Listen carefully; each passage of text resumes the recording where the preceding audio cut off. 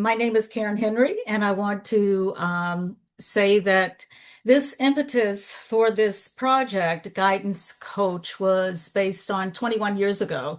My daughter was told by her counselor that it was probably not in her best interest to apply to one of the top 10 schools in the country. Listening to the counselor, she decided that she would not apply. What was missing was the inability to understand my daughter's potential and her ability to do well, even though quantitatively she did not look good on paper. It would have been great to have someone who knew how well she could do based on her potential. So wouldn't it be wonderful if we had something in place for those who saw students not just as numbers, or quantitative scores, GPAs, class ranks, but saw them for their potential, to help them, walk alongside of them to build confidence.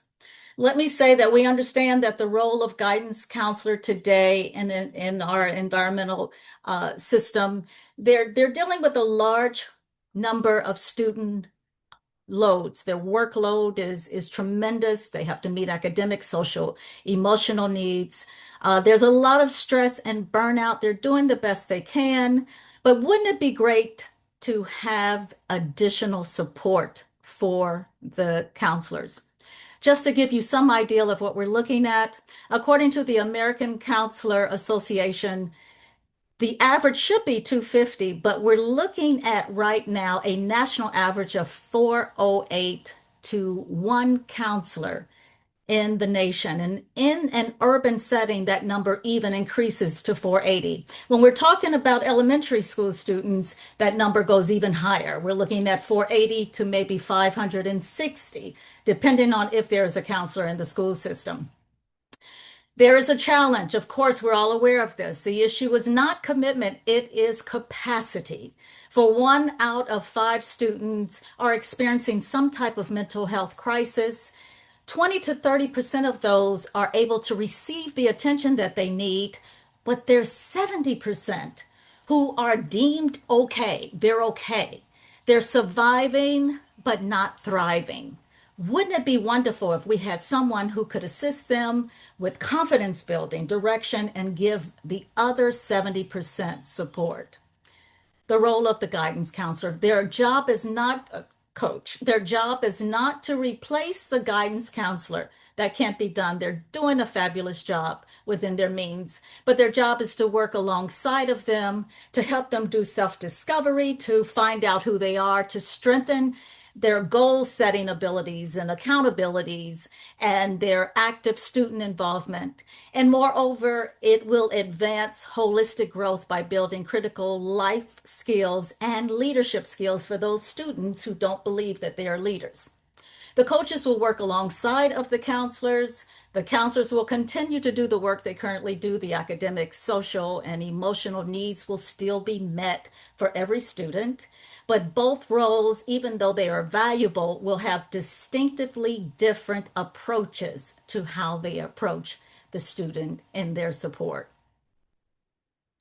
Okay, where are these wonderful coaches coming from? We're looking at the possibility of retired teachers, retired counselors, interns. We can partner with universities and colleges. I believe right now there's 250 students right now who are in a educational counseling program waiting to graduate. I was startled by that number. Psychology majors, mental health therapists, practicum. There's great opportunities for us to have faith-based organizations. There's a myriad of opportunities for these particular coaches. What are the skills that they will need? Active listening, open-ended, asking open-ended questions, positive reinforcement, motivational interviewing, goal setting skills, feedback, and reflection. The impact. The impact 55% of the students right now who receive some type of mentoring, 55% enroll in college, go on to enroll in college. 20% of schools see a increase in attendance and also confidence building. 30% will be improved based on confidence building. So 3 to 2 more times more likely to attend college, 2 times more likely to enroll in bachelor's degree program, improve their GPAs, attendance and retention, stay focused in school, and feel confident about their future. Thank you. Can kick us off. Well, first, thank you, Karen. Certainly worth the wait. So I appreciate all the work here. One question that I do have, and the stats are disheartening, to be honest, but I think the impact is exciting to see where we have an opportunity. You had this scale of potential coaches and mentors. Are there other programs in other school districts that you would liken this to, where there are other folks that are coming in and providing that additional support that is might be similar, where you're seeing some good impact already? There are other programs, but my reasoning to bring this up again was based on my own personal experience as a mother. But this has also been tried in churches and worked very well, where lay counselors have come in to replace pastors, have been trained to be able to address certain issues so that the pastor is not always in a position to have to put out fires.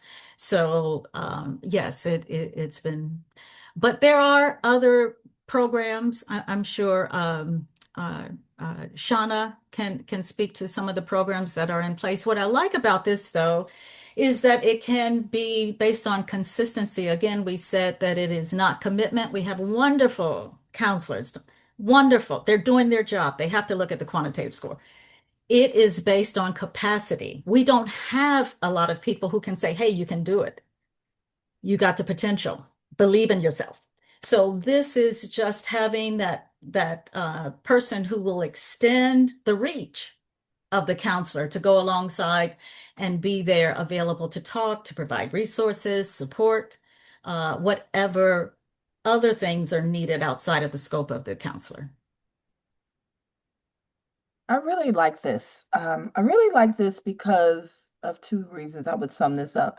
One, our school board has definitely set the direction and the tone for what they would like to see in our schoolhouses, including counselors for all of our 7th through 12th grade students, including mental health therapists in all of our buildings, pre-K to 12. And it really aligns with my work because I like to say we are here for kids in Cincinnati Public Schools, and this means addressing social emotional needs so that they can be prepared for the classroom and for teaching and for learning so that we can improve educational outcomes for our young people.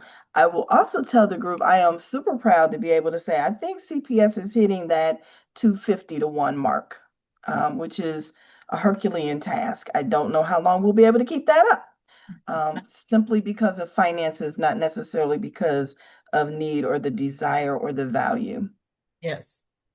CPS is doing extraordinarily well.